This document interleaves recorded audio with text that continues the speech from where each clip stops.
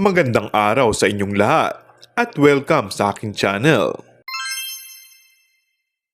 Marami ang naiintriga sa mga lumalabas na balita tungkol sa aktres na si Ren Escano na di umano'y tunay na karelasyon ngayon ng aktor na si Paolo Abilino. Sa isang interview kasi ay inamin ng aktres na magkakilala daw sila ng aktor na si Paolo. Ayon pa dito, gusto niya daw makatrabaho ito. Mahusay rin daw kasing umarte si Paolo, kaya gusto niya rin itong makapareha. Sobrang galing po talaga niya.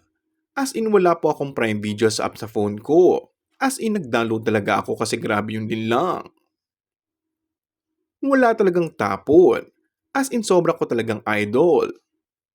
Ever since naman kasi sinasabi ko talaga na siya ang gusto kong makatrabaho. Kwento pa niya. Nagkasama daw sila noon ni Paolo sa isang dinner, kasamang isang common friend, at hindi raw ipapadama sa iyo nito na baguhan ka.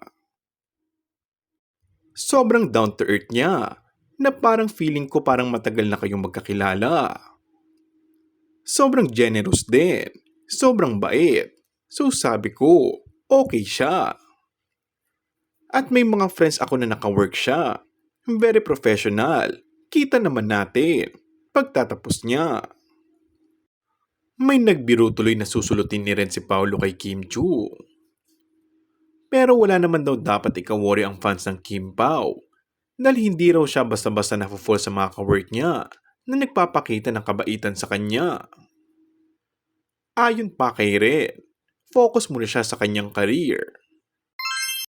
Kung bago ka lang sa akin channel ay mag-subscribe at pindutin na rin ang notification bell. Maraming salamat!